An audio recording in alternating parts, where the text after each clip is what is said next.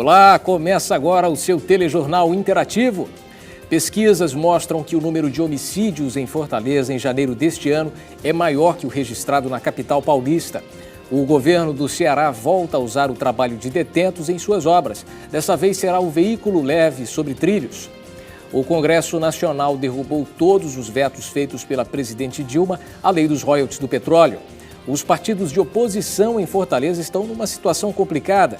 Vamos ver assuntos polêmicos que foram discutidos hoje entre os vereadores. Vamos mostrar o seminário na capital que discutiu o aumento nos casos de AIDS entre as mulheres. E ainda a primeira turma de indígenas a ser diplomada na Universidade Federal do Ceará. Esses e outros assuntos agora no União Brasil.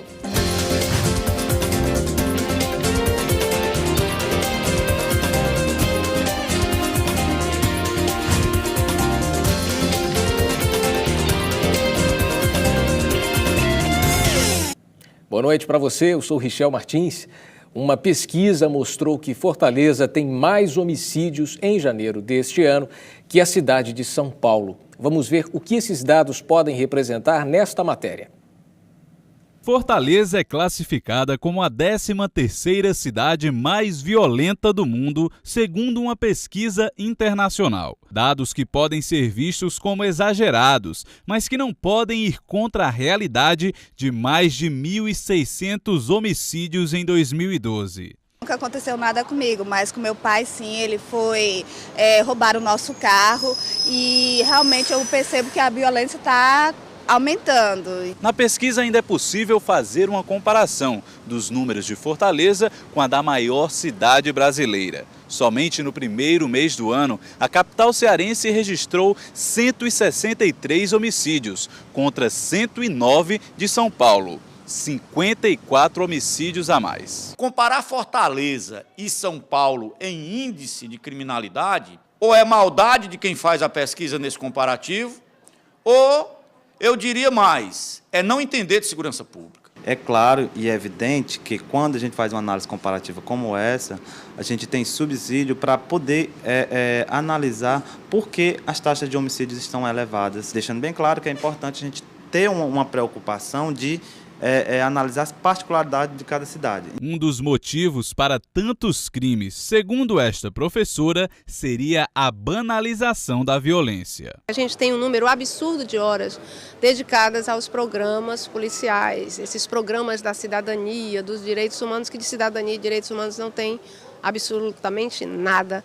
Eles são programas que mostram como a violência é lucrativa. Como existem apresentadores desse tipo que se elegem às custas da fragilidade da população. Como vai se tornando mais comum, as pessoas têm maior facilidade para aceitar isso como sendo uma coisa normal. O comandante-geral da Polícia Militar do Ceará ainda ressalta que as ações estão ficando cada dia mais efetivas. São 1.016 armas apreendidas. O número de prisões no comparativo com 2012, de janeiro e fevereiro, nós também já superamos.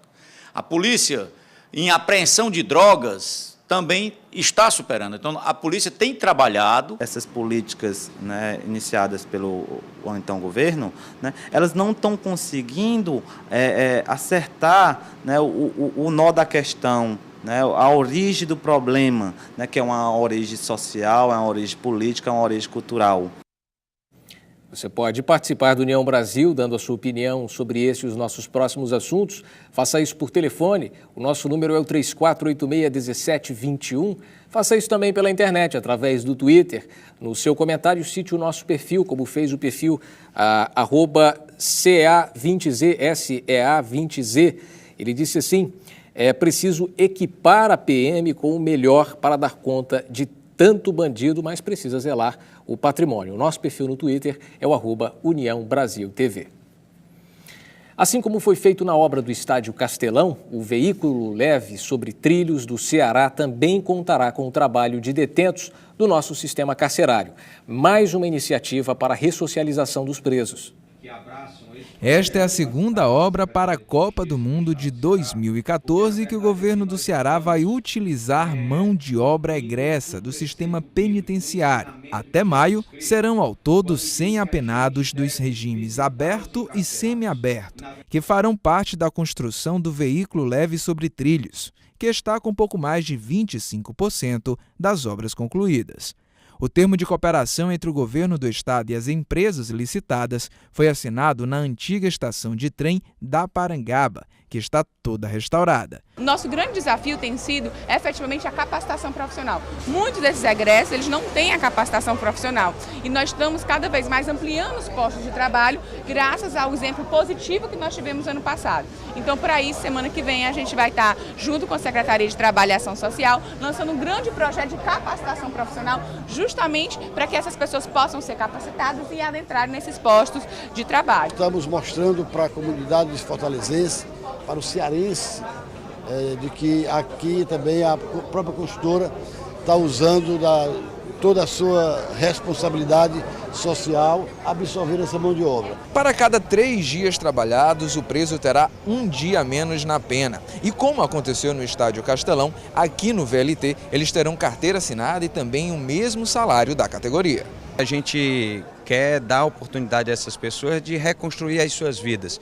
E lá no Castelão nós pagamos, diferente do que a lei estabelece, nós pagamos 100% do salário deles e assinamos a carteira de todos. A consultora fez isso. Antônio é preso do regime semiaberto e já é a 2ª vez que ele consegue uma vaga para trabalhar nas obras do governo do estado. É a 2ª vez, né? A minha 2ª oportunidade. Para mim é uma maravilha. Só assim eu posso viver no meio da sociedade sem nenhum preconceito. Para você ver como esse trabalho faz diferença, né? Olha só, prepare o seu bolso. A Petrobras autorizou o reajuste de 5% no litro do diesel. A determinação já está em vigor nas refinarias desde ontem e com certeza vai refletir no preço de produtos e de serviços. Que o diga o setor de transporte. Nas companhias de ônibus, por exemplo, o diesel representa cerca de 25% do custo, o que acaba favorecendo o reajuste no preço das passagens. Mas algumas empresas tomam medidas para economizar e controlar os gastos. A cada ano, tudo fica mais caro e manter os ônibus também. Por isso, evitar desperdícios de combustível e de outros produtos necessários para manter a frota é bastante válido. Algumas empresas utilizam um sistema de monitoramento e gestão de frota. Com esse sistema, a gente consegue ter uma facilidade de saber, no mesmo momento, exatamente onde é que está cada veículo, se eles estão mantendo a distância que está prevista entre um veículo e outro em cada linha, e tentar tomar providências que possam mitigar esses efeitos nocivos, né, na operação que são causados pelo trânsito. O sistema registra e acompanha uma série de indicadores de desempenho de cada veículo e motorista, como o consumo de combustível, a medida de rotação por minuto, o tempo que o carro ficou parado com o motor ligado e aponta acelerações e frenagens bruscas, que aumentam o gasto de combustível. Você vai economizar não apenas combustível, como peças, pneus. Então é importante que você acompanhe a maneira que os motoristas dirigem, inclusive para orientá-los, né? Às vezes ele dirige mal porque ele se acostumou a dirigir mal.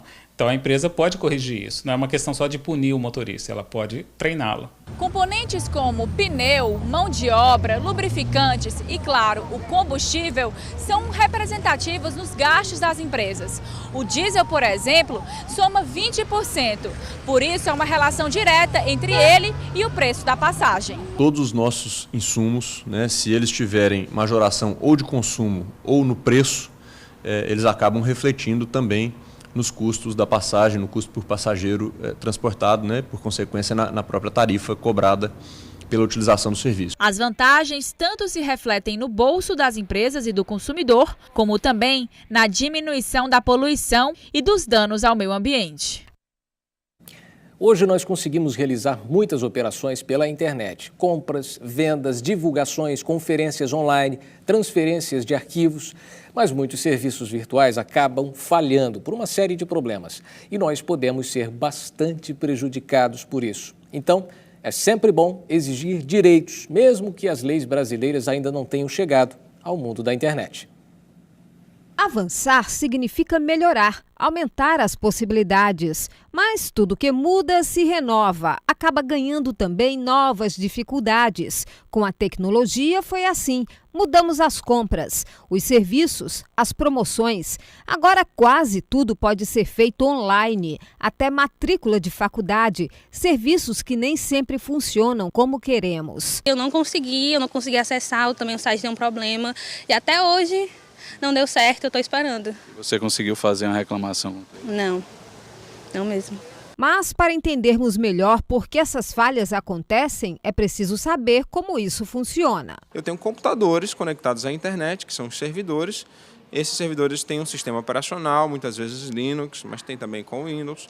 E esses servidores rodam aplicações por detrás daquela estrutura web. Então, atrás daquela página tem todo um programa complexo rodando, com acesso a banco de dados e tudo mais. Assim, os donos de empresas virtuais se preparam para receber uma quantidade específica de usuários. Porém, em alguns casos, em horários de pico, esse número é ultrapassado. Daí, então, surgem os principais problemas. Os riscos dessa atividade devem ser todos do fornecedor. O consumidor, portanto, deve desfrutar sempre de um ambiente seguro, onde as informações sejam protegidas e o serviço seja eficiente. Apesar de ainda não termos uma lei específica para resolver este tipo de problema, atualmente o Código de Defesa do Consumidor pode ser utilizado e adaptado para essas situações. Não havendo a possibilidade de uma solução amigável diretamente com o prestador de serviço, a via administrativa se abre, representada pelos PROCONs, aqui no estado do Ceará, e em não sendo possível resolver junto aos PROCONs, os juizados especiais ou a justiça comum, dependendo do valor, são os canais competentes para a solução do caso. A seguir, o Congresso Nacional derrubou todos os vetos que a presidente Dilma fez na nova lei dos royalties do petróleo. É logo mais, não saia daí.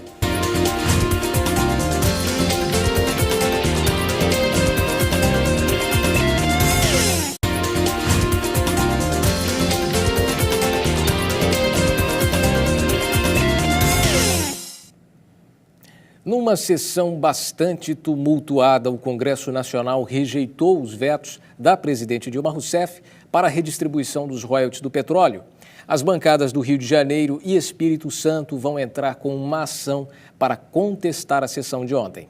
Os parlamentares derrubaram na noite de ontem todos os vetos da presidente Dilma Rousseff à nova lei dos royalties, que redistribui os tributos pagos pela produção de petróleo. O principal veto mantinha a previsão de receita para os estados produtores, como Rio de Janeiro, Espírito Santo e São Paulo. Estavam em análise 142 dispositivos.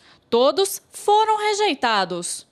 Para o deputado Júlio César, do Piauí, a derrubada dos vetos significa fazer justiça para todo o Brasil. O que representa é a vontade da maioria do povo brasileiro de mudar um critério injusto e concentrador de renda em favor de 2 estados em detrimento dos outros estados brasileiros.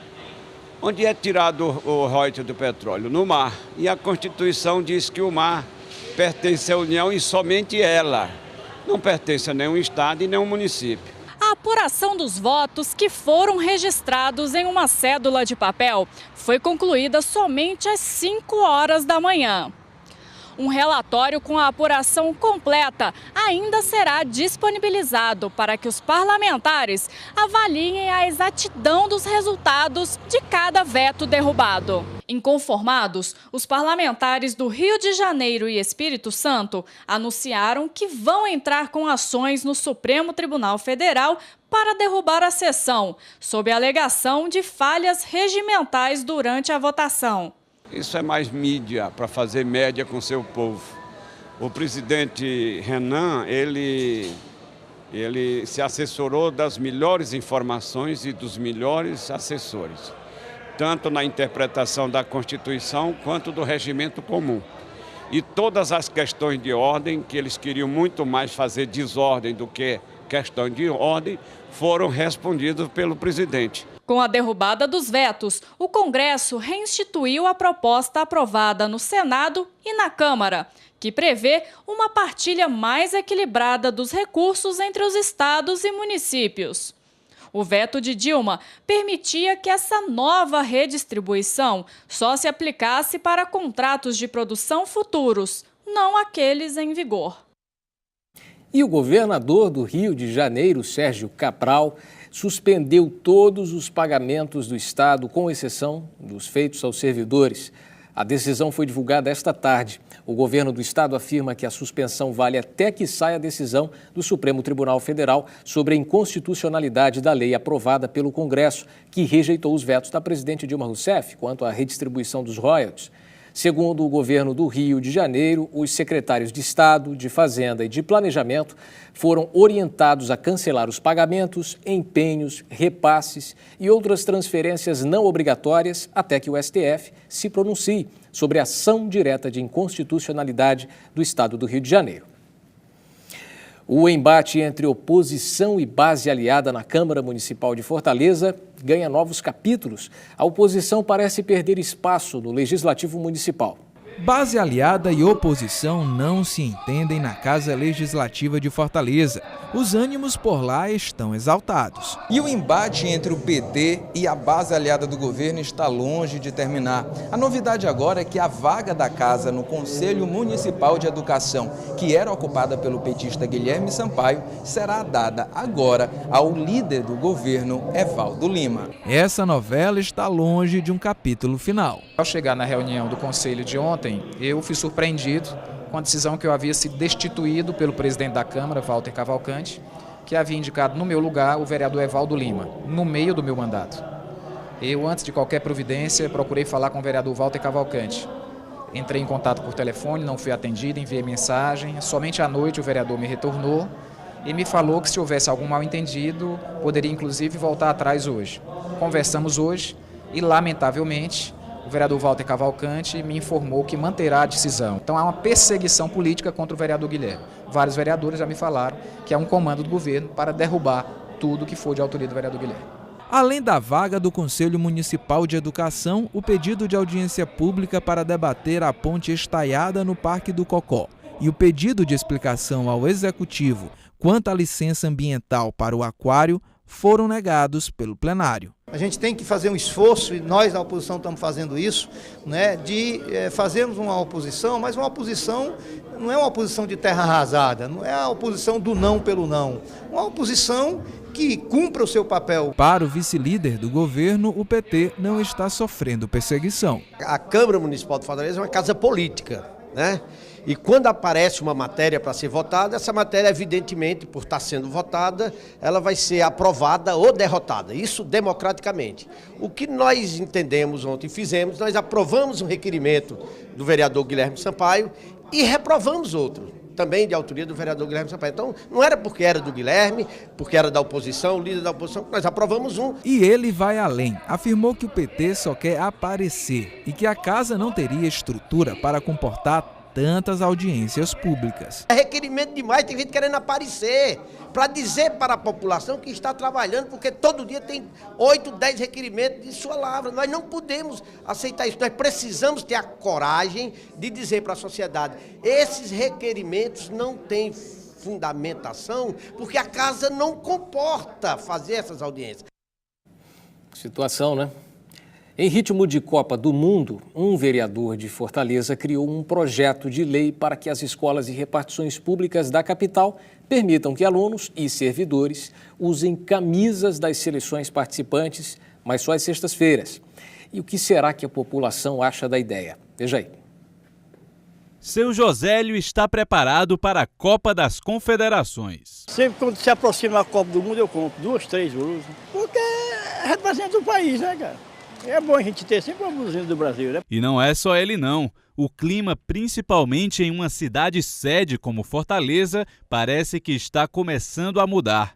A Copa das Confederações é agora, em junho. Para tentar aumentar esta sensação de mundial, um projeto de lei do vereador Evaldo Lima pretende permitir que alunos de escolas públicas e servidores municipais usem camisas de seleções participantes do campeonato ao invés das fardas às sextas-feiras. O projeto, chamado de Sexta do Futebol, não parece ter convencido a população. Eu acho que tem muita coisa para ser votada e esse tipo de coisa deixar para outra vez, outro dia, eu não acho certo. O objetivo é fortalecer uma cultura de paz. Por vezes, nas repartições públicas, as pessoas trabalham uma ao lado da outra, sequer se reconhecem, sequer se cumprimentam. Também faz parte da gestão de pessoas, de acentuar os laços de amizade. O interessante é que o projeto não especifica que a blusa utilizada precisa ser exatamente a da seleção canarinho. Quem preferir usar, por exemplo, uma blusa da Alemanha, vai poder.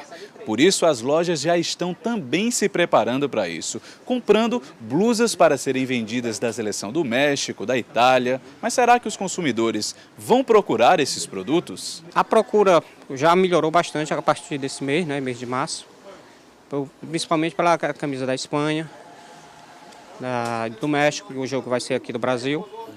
A perspectiva é muito boa. Se depender de Ricardo, sim. Como Inglaterra, Costa do Marfim, até a de Israel também, que não é muito visada, eu também tenho. Mas também ele é colecionador, tem 280 blusas de seleções e não esquece de deixar guardada a amarelinha. Já tenho 4 uniformes do Brasil já preparado, um para cada jogo.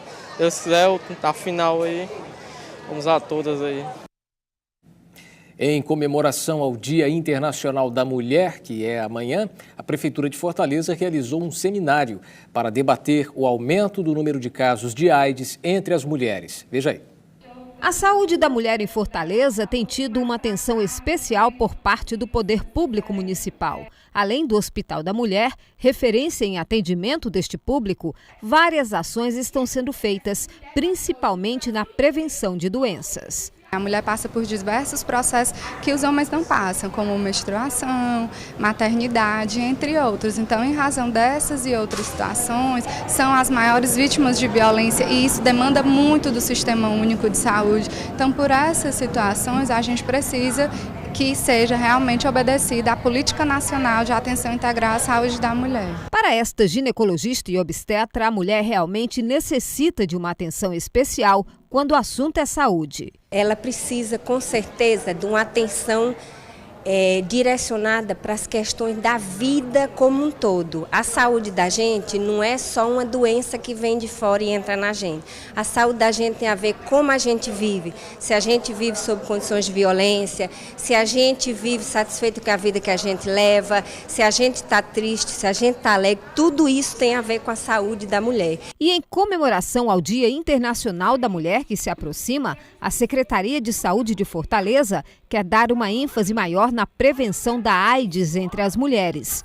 Segundo a Organização Mundial de Saúde, a doença deve ser a causa da morte de mais de 4 milhões de mulheres no mundo. Um seminário foi realizado no Hospital da Mulher para tratar dessa temática. A gente precisa encarar que a possibilidade de se infectar com HIV está posta para todo mundo. Então, todas as pessoas que fazem sexo e que não usam preservativo em todas as relações sexuais ou não gerenciam esse risco de uma forma consciente, por exemplo, eu não vou usar camisinha, mas eu vou me proteger dessa e dessa forma que não seja imaginária, ou seja, escolhendo as pessoas com quem transar. Todas as pessoas podem se infectar com HIV, inclusive as mulheres. A seguir, vamos ver a primeira turma indígena do Nordeste a ser diplomada na Universidade Federal do Ceará. Continue no União Brasil.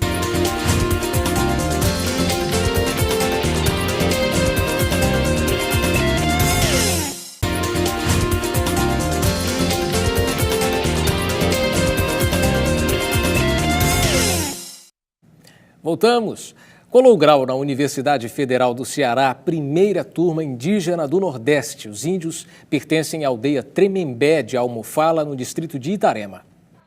Mais uma conquista dos índios Tremembé de Almofala pode ser comemorada. Depois de conseguirem o ensino médio, eles agora foram graduados em Magistério Indígena Superior pela Universidade Federal do Ceará. Na realidade do mundo atual, as escolas indígenas diferenciadas Tremembé são um espaço exatamente de mobilização deles, de preparação das novas gerações para viver no mundo de hoje. Além do resgate da tradição, eles também aprenderam várias áreas do saber humano e sobre o trabalho docente. O grande diferencial é que todo o conhecimento foi transmitido na própria aldeia. Os outros cursos que tem pelo resto do Brasil, metade do tempo é na aldeia, mas a metade é num campus de uma universidade.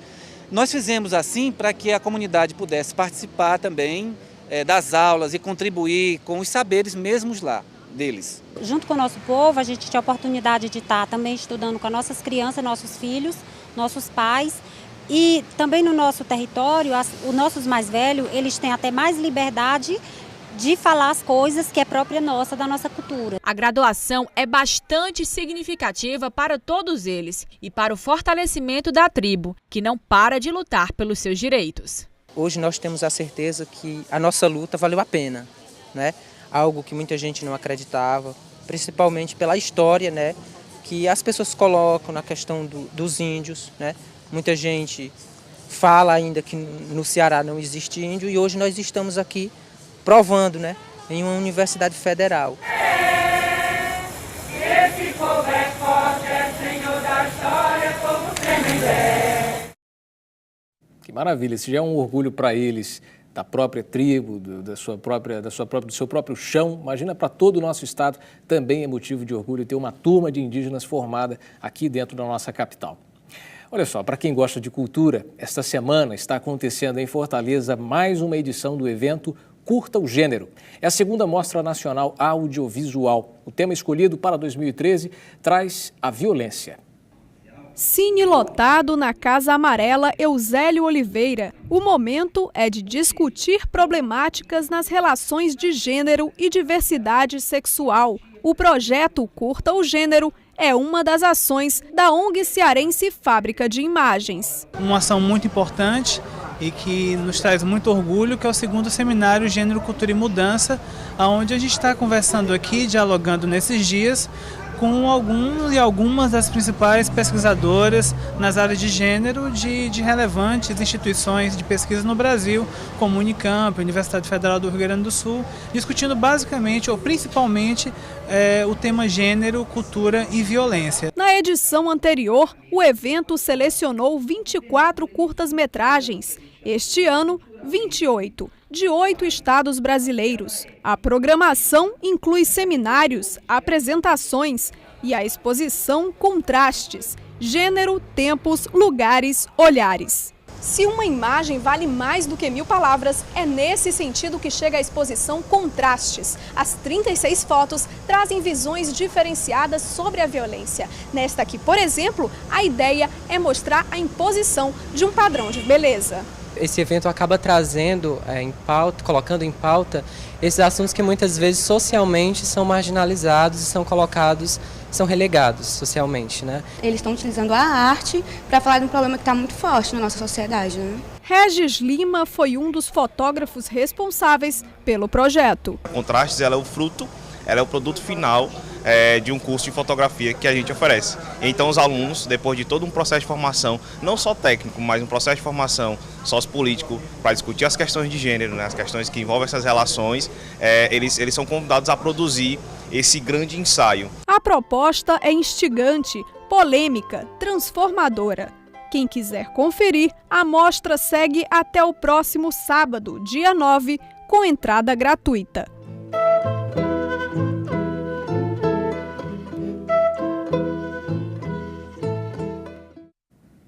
A Casa Amarela Eusélio Oliveira fica na Avenida da Universidade, número 2591, no bairro Benfica. Vamos a outras notícias de hoje agora nas nossas imagens do dia. A Prefeitura de Sousa, no sertão da Paraíba, destruiu barracos com a ajuda da polícia. A promotoria local determinou a remoção imediata das casas construídas de forma irregular e que obstruem ruas da cidade.